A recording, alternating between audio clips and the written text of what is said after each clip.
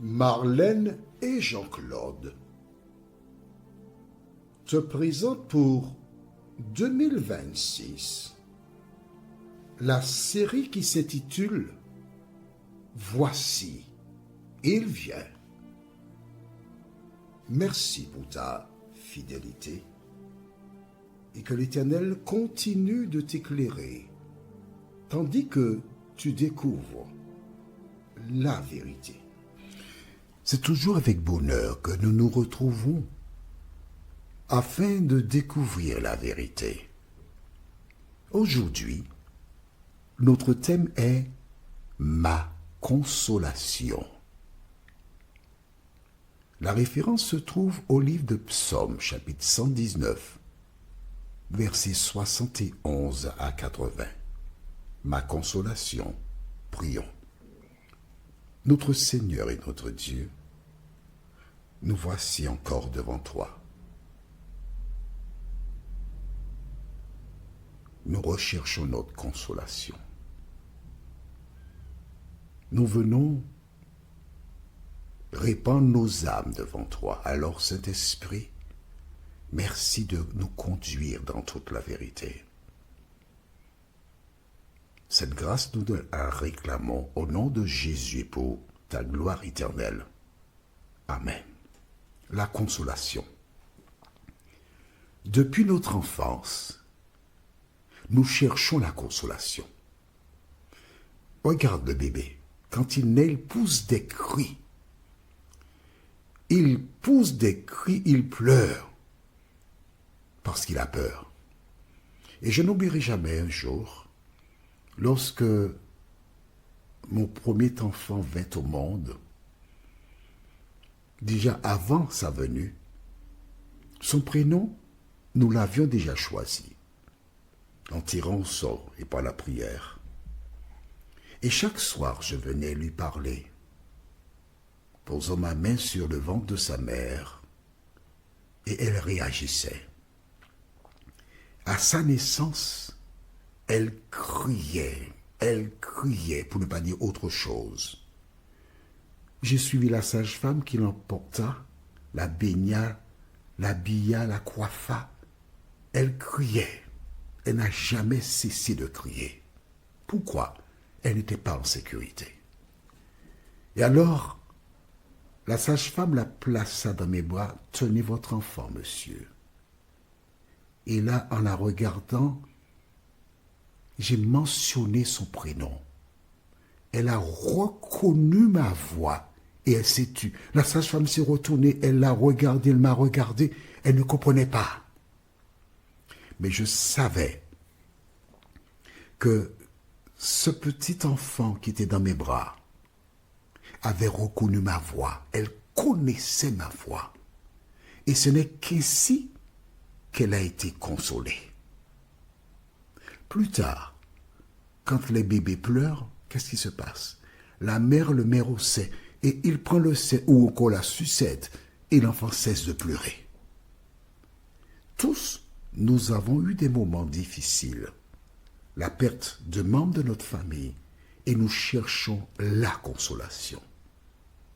Mais la plus belle consolation que tu peux trouver se trouve dans les bras de Jésus de Nazareth. Lisons au livre de Psaume, chapitre 119, à partir du verset 71. Il m'est bon d'être humilié afin que j'apprenne tes statuts. L'idéal serait de ne pas être humilié. Mais que je te dise, quand l'auteur déclare « Il m'est bon d'être humilié afin que j'apprenne tes statuts », cela veut dire qu'il y a certaines personnes qui passeront par des moments difficiles. Et en traversant la vallée de l'ombre de la mort, elles apprendront à connaître le Seigneur, à connaître les statuts et changeront de vie. Nous avons un exemple biblique. Moïse, qu'a-t-il fait? Il a tué un homme. Il n'a pas été en prison telle que nous les connaissons aujourd'hui, les prisons, mais il s'est retrouvé dans un désert. en dehors du cadre où il évoluait par le passé. Il s'est retrouvé là pendant 40 ans. Il a eu le temps de réfléchir, d'analyser. Que s'est-il passé? Mais le simple fait d'être là-bas, il a été humilié. C'était la première fois qu'il tuait quelqu'un. Il a appris les statuts de l'Éternel. Quelles que soient les épreuves des uns et des autres, retenons que Dieu parle et Dieu désire que ces personnes tirent des leçons pour leur avenir et pour leur bonheur. Verset 72. Mieux vaut pour moi la loi de ta bouche que 1000 objets d'or et d'argent. Mais oui. Parce que l'or, l'argent, les richesses, ce que les gens appellent des richesses aujourd'hui, c'est quand même curieux parce que quand tu lis dans l'Apocalypse, tu te rends compte que la ville que Dieu prépare, dans ses fondations, il y a beaucoup de pierres précieuses. Pire, la Bible déclare que les rues seront pavées d'or. Ce que les hommes aujourd'hui adorent, recherchent, paient à un tarif astronomique, ce sera sous mes pieds par la grâce de Dieu. Verset 73. Tes mains m'ont créé, elles m'ont formé. Donne-moi l'intelligence pour que j'apprenne tes commandements. Tu vois, tout tourne autour des commandements de Dieu. Et là, l'auteur nous dit que c'est Dieu qui tisse les humains dans le sein de la maman. Tes mains m'ont formé. Voilà pourquoi nous pouvons être certains que celui qui nous a formés nous connaît et il est en mesure de nous aider à travers les épreuves de la vie. Il sait exactement ce qui nous convient. C'est exactement comme, pour un exemple, j'ai entendu cette semaine, tout récemment, que les personnes qui ont le groupe sanguin O+, ne devraient pas manger des oranges parce que ça nuit à leur santé. Et oui, j'ai réalisé, parce que mon groupe sanguin c'est O+, que quand je mangeais des oranges ou des mandarines, j'avais des problèmes à l'estomac. C'est lorsque j'ai découvert ce TikTok, j'ai dit, ah, je comprends maintenant. Pourquoi je te parle de cela? Quand tu lis les Écritures, elles te montrent ce qui convient à ta personne. Et c'est seulement lorsque tu as lu les Écritures que tu es en mesure d'avancer avec le Seigneur. Mieux vaut pour moi la loi de ta bouche que 1000 objets d'or et d'argent. Verset 73. Tes mains m'ont crié, elles m'ont formé. Donne-moi l'intelligence pour que j'apprenne tes commandements. Il fallait que je reprenne ça avec toi. 74. Ceux qui te craignent me voient et se réjouissent, car j'espère en tes promesses. Ceux qui font quoi? Qui te craignent, qui ont la crainte de Dieu. Quand ils me voient, ils sont contents. Pourquoi? Parce que j'ai changé. Non, parce que le Saint-Esprit m'a transformé. Il y a une différence. Ce n'est pas moi qui change, mais le Saint-Esprit qui agit en moi et qui me rend à l'image de Jésus. Verset 75. Je sais, ô Éternel, que tes jugements sont justes. C'est par fidélité que tu m'as humilié. C'est pas Dieu qui t'humilie. L'auteur l'a écrit, c'est vrai. Mais ce sont les circonstances de la vie. Ce sont parfois les résultats de tes choix qui te mettent dans des situations difficiles. D'accord? Ce n'est pas Dieu qui le fait. Verset 76. Que ta bonté soit ma consolation. L'amour de Dieu, sa bonté, c'est cela ma consolation.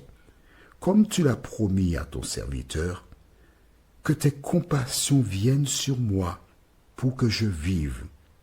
Car ta loi fait mes délices. Qu'ils soient confondus les orgueilleux qui m'oppriment sans cause.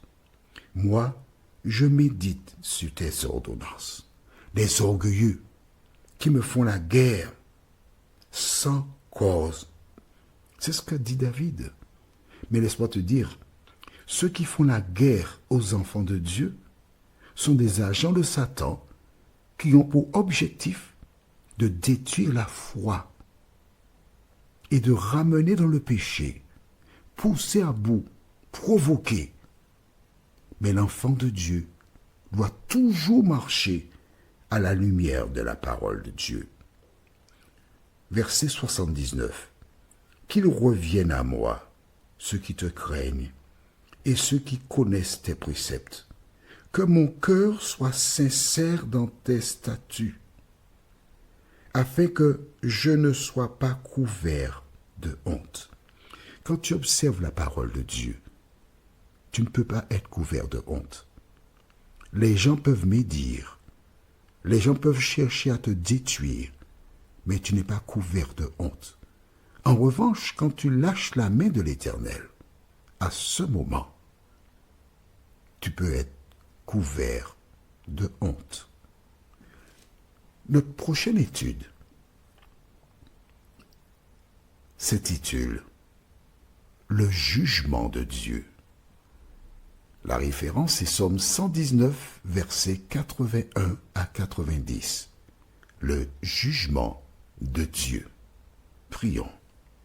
Notre Seigneur et notre Dieu, merci pour la parole.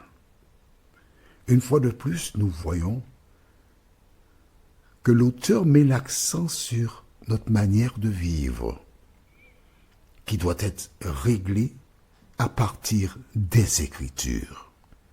Merci pour la parole, Seigneur. Merci de continuer de nous éclairer et que chaque jour nous puissions fixer nos regards sur Jésus de Nazareth. Cet esprit, nous continuons de compter sur toi. Cette grâce, nous te la réclamons au nom de Jésus et pour ta gloire éternelle. Amen. Que l'Éternel continue de te bénir et te garder et il me tarde de te retrouver. Nous sommes parvenus au terme de notre réflexion. Si d'aventure tu as une question, il te suffit d'envoyer un message par le biais de WhatsApp au numéro suivant, plus 596 696 88 93 93. Et alors Jean-Claude, moi, je me ferai un réel plaisir de répondre à ta question.